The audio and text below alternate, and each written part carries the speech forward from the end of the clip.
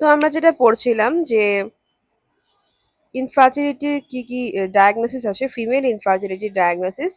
এখানে আমরা পড়েছি যে মিড সাইকেল পেইন আর ব্লিডিং এর কথা, যেখানে ওভুলেশন হয়।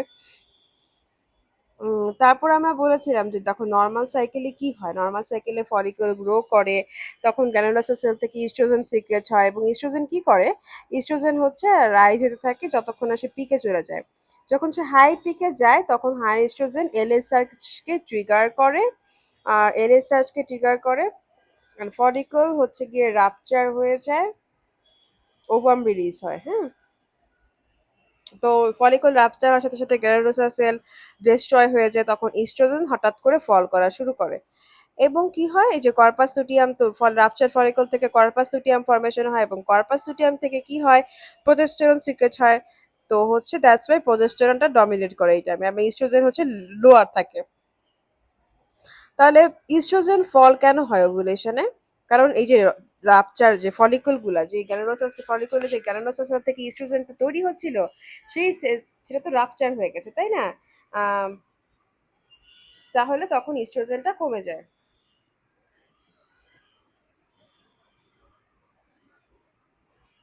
তারপর আমি দেখো একটা জায়গায় আমরা পড়েছি যে এই যে ইস্ট্রোজেন, ইস্ট্রোজেন যখন পিকে থাকে তখন দেখো ইস্ট্রোজেন আহ ইস্ট্রোজেন পিকে থাকলে এলএইচ চার্জটা হয়, ঠিক আছে। আমরা দেখবো যে হাইপোথ্যালামাস থেকে গোনাডোট্রপিন রিলিজিং হরমোনটা আসতেছে, পিটিউটারি থেকে ফলিকল স্টিমুলেটিং হরমোন এবং লুটিনাইজিং হরমোন আসতেছে, ওভারি থেকে ইস্ট্রোজেন আসতেছে, ঠিক আছে। এখন নর্মালি ইস্ট্রোজেন তো নেগেটিভ ফিডব্যাক দেয় হাইপোথ্যালামাস এবং পিটিউটারিকে, এবং হচ্ছে লুটিনাইজিং হরমোন এবং ফলিকল স্টিমুলেটিং হরমোনকে হচ্ছে কন্ট্রোলে রাখে। এখন দেখো যে ফলিকল গ্রো করতেছে, গ্রানুলোসাস থেকে ইস্ট্রোজেন প্রডিউস হচ্ছে। ইস্ট্রোজেন প্রডিউস হলে কি হয়, হাইপোথ্যালামাসকে হাইপোথ্যালামাসকে সে হচ্ছে পজিটিভ ফিডব্যাক দেয়, ঠিক আছে। তো তখন দেখা যায় যে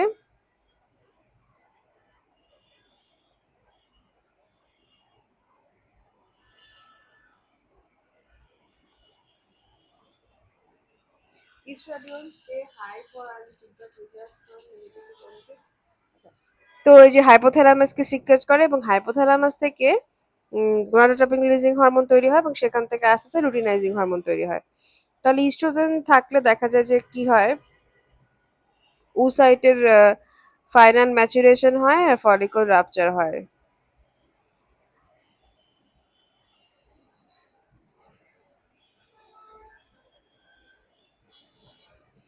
তো দেখো অনেকক্ষণ ধরে যদি হাই ইস্ট্রোজেন থাকে তখন কি হয়, এলএস সার্জ হয়।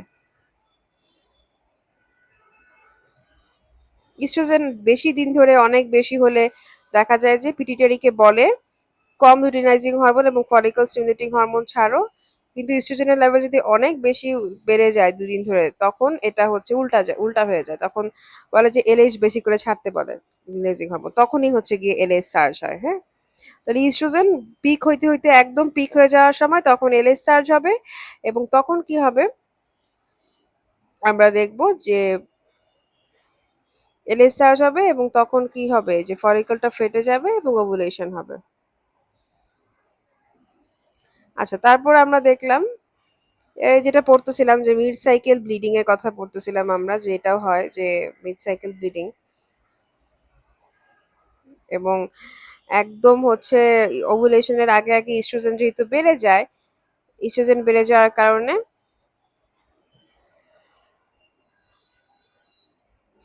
দেখো মিড সাইকেলে কি হয়, যে ফলিকলটা হচ্ছে রাপচার হয়ে ওভাম রিলিজ করে।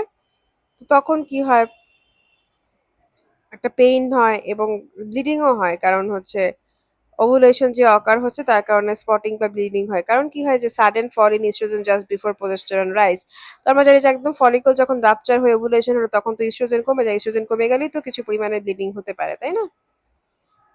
তারপর আমরা দেখবো যে কি কি কারণ আছে আর। আচ্ছা, তারপর দেখো যে কয়টাল ফ্রিকোয়েন্সি, দেখো যে 3 থেকে 4 times a week is associated with good fertility, যদি সপ্তাহে 3 থেকে 4 বার কয়টাসের একটা করা হয় তাহলে এটা গুড ফার্টিলিটি বলা যায়। আর যদি লুব্রিক্যান্ট ইউজ করে, এবং লুব্রিক্যান্টের মধ্যে কি থাকে, স্পার্মিসাইডাল এজেন্ট থাকে, তাহলে সেটা হচ্ছে প্যারা, তাই না? তাহলে একটা সেক্সুয়াল হিস্ট্রি এবং মেনস্ট্রুয়াল হিস্ট্রি কিন্তু নিতেই হবে ফিমেলদের ক্ষেত্রে।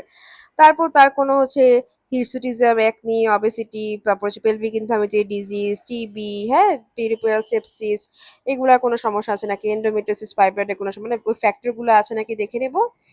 আর দেখে নিব হচ্ছে গ্যালাকটোরিয়া আছে নাকি। দেখো হাই প্রোলাকটিন লেভেল থাকলে কি হয়, প্রোলাকটিন আমরা জানি গোনাডোট্রপিন রিলিজিং হরমোনকে হচ্ছে সে সাপ্রেস করে রাখে। তো তাহলে দেখো গ্যালাকটোরিয়া, গ্যালাকটোরিয়া জিনিসটা কি বলতো, অ্যাবনর্মাল মিল্ক ডিসচার্জ। সেখানে হচ্ছে দেখো প্রোলাকটিনের পরিমাণ যদি বেড়ে যায় তখন হচ্ছে এই অ্যাবনর্মাল মিল্ক ডিসচার্জ হয় এবং তখন এই যে গ্যালাকটোরিয়া, গ্যালাকটোরিয়া নিয়ে পেশেন্ট প্রেজেন্ট করে। তারপর ওরাল পিল আছে, হাইপোথাইরয়েডিজম, হাইপারথাইরয়েডিজম আছে, মানে থাইরয়েড হরমোনের কারণে এই গোনাডোট্রপিন হরমোনের সাথে একটা সম্পর্ক আছে। তারপর আমরা চলে যাচ্ছি হচ্ছে অ্যাপিয়ারেন্স। এখানে তো দেখলাম যে obesity, weight loss, acne, hirsutism, goitre এগুলো থাকে। ব্রেস্টে দেখলাম হচ্ছে মিক্স সিক্রেশন হতে পারে এবং অ্যাট্রোপিড ব্রেস্ট ছোট হয়ে যায়, মিক্স সিক্রেশন হয়। অ্যাবডোমেনে যেটা মাস দেখা যেতে পারে, যেটা ফাইব্রয়েড মাস হতে পারে, আমরা অ্যাবডোমেনে দেখতে পারবো ফাইব্রয়েড মাস।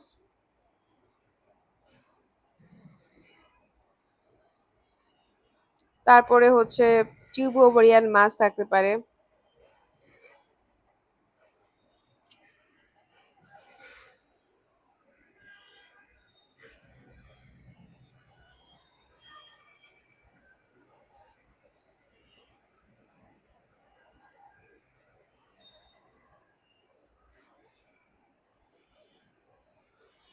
তারপর দেখো এই যে আমরা ভ্যাজাইনাল এক্সামিনেশনে দেখবো যে ক্লাইটোরিয়াল এনলার্জমেন্ট হয়ে থাকতে পারে, ভ্যাজাইনাতে সেপ্টেড থাকতে পারে, বা ট্রান্সভার্স একটা মেমব্রেন থাকতে পারে, ইমপারফোনেট হাইমেন থাকতে পারে, তাই না? ইউটেরাসে আমরা কি দেখবো, সাইজটা, ইউটেরাসে আমরা দেখবো যে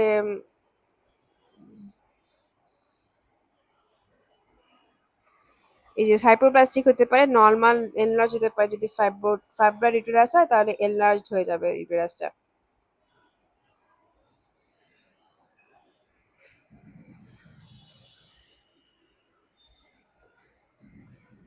তারপর position retroverted fixed in PID endometriosis, less mobile in PID endometriosis।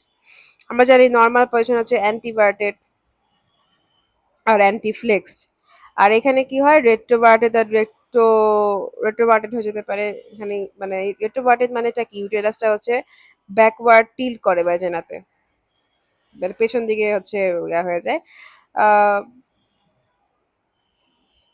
Pelvic যে কোনো অ্যাডহেশন যদি ডেভেলপ করে, যেমন পেলভিক ইনফ্লামেটরি ডিজিজ, তার কারণে এরকম ইউটেরাসের পজিশনটা এরকম হয়ে যেতে পারে, মানে দেখা যায় যে ফিক্সড হয়ে যেতে পারে। আবার হচ্ছে মানে দেখা যায় যে রেট্রোভার্টেড হয়ে যেতে পারে, এন্ডোমেট্রিওসিস বা হচ্ছে পেলভিক অ্যাডহেশন থাকলে।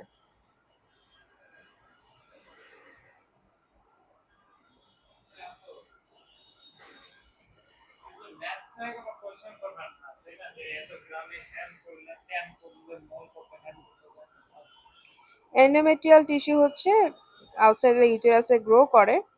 সেখানে ovary, pouch of Douglas, uterosacral ligament, pelvic peritoneum, এগুলাতে হচ্ছে দেখা যায় যে কিছু পরিমাণের যে টিস্যু আছে এন্ডোমেট্রিয়ামের টিস্যু, সেটা হচ্ছে এখানে জমা হয়।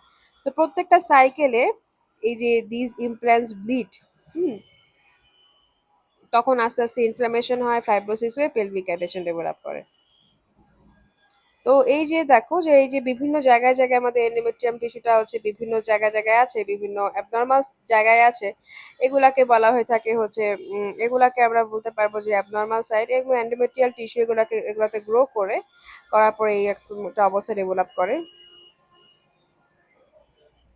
অ্যাডহেশনের কারণে এটা ব্যাকওয়ার্ড পুল করে এরকম একটা রেট্রোফ্লেক্স অবস্থা চলে আসতে পারে। আচ্ছা, তারপর আমরা দেখি এনলার্জ ওভারি বা পিসিওএস থাকতে পারে। পিসিওএস, থিকেন ফলিক ফর্নিসেস, দেখা যায় যে পেলভিক ইনফ্লামেটরি ডিজিজে আশেপাশে যে ফর্নিসেস আছে সেগুলো থিকেন হয়ে যায়, ফাইব্রোসিস হয়ে। টেন্ডারনেস থাকতে পারে যদি ইনফ্লামেশন থাকে। তারপর আমরা দেখবো ইনভেস্টিগেশন। চলো যাই ইনভেস্টিগেশন। ইনভেস্টিগেশনের কথা কি কি বলেছে, ইনভেস্টিগেশনে যেটা বলেছে সেটা আমরা তো একদমই হচ্ছে গিয়ে নর্মাল যেগুলা হচ্ছে routine examination, TC, BC, SR, W, তারপর হচ্ছে সিবিসি কাউন্ট আর কি। তারপর টিবি তো আছে, টিবি টেস্ট আমরা করব, মন্টক্স টেস্ট, এক্সরে করব একটা টিবির জন্য। ব্লাড সুগার এস্টিমেশন করতে হবে টু এক্সক্লুড ডায়াবেটিস, ডায়াবেটিস আছে নাকি সেটা দেখার জন্য। তারপর দেখো ওভুলেশনের আমরা কোনো এভিডেন্স পাই কিনা, যেমন এই যে আমরা দেখতে পারি বেসাল বডি টেম্পারেচারটা দেখতে পারি, সার্ভাইকাল মিউকাস তো ওভুলেশনের সময় চেঞ্জ হয়ে যায় তাই না? তারপর প্রোজেস্টেরনের লেভেল, এলএইচ এর লেভেলটা দেখবো, এন্ডোমেট্রিয়াল বায়োপসি করে বা আল্ট্রাসোনোগ্রাফি করে দেখতে পারি, ঠিক আছে? বা হচ্ছে কর্পাস লুটিয়ামের ভিজুয়ালাইজেশন করতে পারি ল্যাপারোস্কোপি দিয়ে। তারপর দেখো যে টিউবার প্যাথোলজি দেখার জন্য আমরা হিস্টেরোসালফিনজিওগ্রাফি করি, ল্যাপারোস্কোপিক ডাই টেস্ট করা হয় বা টিউবাল ইনফ্লেশন টেস্ট করা হয়, টিউবের প্যাটেন্সি ঠিক আছে নাকি সেটা দেখার জন্য আমরা কি করি বলতো, টিউবাল ইনফ্লেশন টেস্ট করি।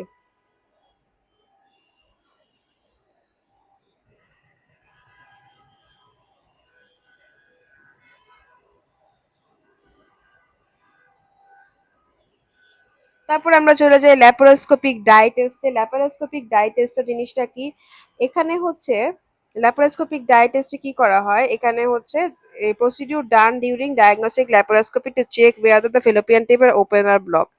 হ্যাঁ, তো এখানে হচ্ছে ল্যাপারোস্কোপি করা হয় আন্ডার অ্যানাস্থেসিয়াতে, একটা টেলিস্কোপ ঢুকায় দেওয়া হয় অ্যাবডোমেনের ভেতর দিয়ে আম্বিলিকাস দিয়ে, এবং speculum is placed in the vagina. তো ক্যানুলা দিয়ে আমরা একটা কালার ডাই দিব, ইউজুয়ালি ইথিলিন ব্লু।